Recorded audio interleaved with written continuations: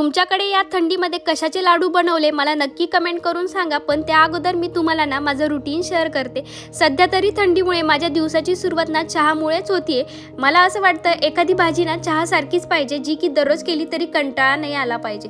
कारण आज ना फ्रीजमध्ये बघते तर काय फक्त शिमला मिरची होती आणि त्यांना ही अजिबात आवडत नाही। एक जुगाड करून त्यांना भाजी बनवून दिली आणि त्यानंतर मी माझे ना कामं आवरायला घेतले। पण कधी कधी आपल्याला असं होतं ना, काम आवरायचं जिवार येतं आणि मोबाईलच बघू वाटतो। मलाही तसंच होत होतं, म्हणून किती वेळ स्क्रोलिंग केली आणि त्यानंतर ना आवरायला घेतलं। हा कबूतर आज एवढ्या वेळेस घरात घुसला, काय माहिती त्याला काय वाटत होतं, कसा बसा बाहेर गेला आणि त्यानंतर माझे जे काही काम राहिले होते ते सुद्धा मी आवरून घेतले। त्यानंतर थोडा वेळ ना मी आराम केला, फ्रेश वगैरे झाले आणि माझं एक टार्गेट होतं, ही बॉटल पूर्ण संपवायची दुपारच्या नंतर। ती मी पूर्ण संपून टाकली। आज मला ना गुळ आणि शेंगदाण्याचे लाडू बनवायचे होते अर्धा किलोचे। त्यासाठी मी पावशर शेंगदाणे आणि पावशर गुळ घेतला होता।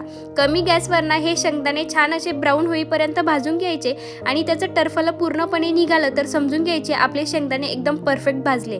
मिक्सरमधून काढतानाही समप्रमाणात घ्यायचे, जेवढे शेंगदाणे घेतले तेवढाच गुळ घेऊन ना सलग मिक्सर न चालवता चालू बंद करून अशा प्रकारे तुम्हाला बारीक करायचं आहे। त्यानंतर ना एक एक करून मी सगळे लाडू बनवून घेतले आणि खरंच मला अजिबात विश्वास बसत नव्हता की हे लाडू मी बनवले। त्याची टेस्टही खूप छान झाली होती। त्यानंतर वेळ झाली होती ती रात्रीच्या स्वयंपाकाची।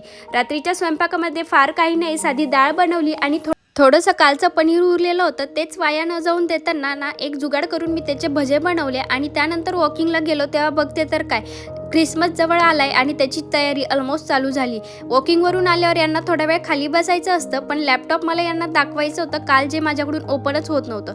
काहीतरी प्रॉब्लेम झालाय, ते बिघडलंय वाटतं, त्याला आता स्टोअरलाच न्यावं लागेल। थँक्स फॉर वॉचिंग, भेटूया नेक्स्ट व्हिडिओमध्ये, तोपर्यंत बाय।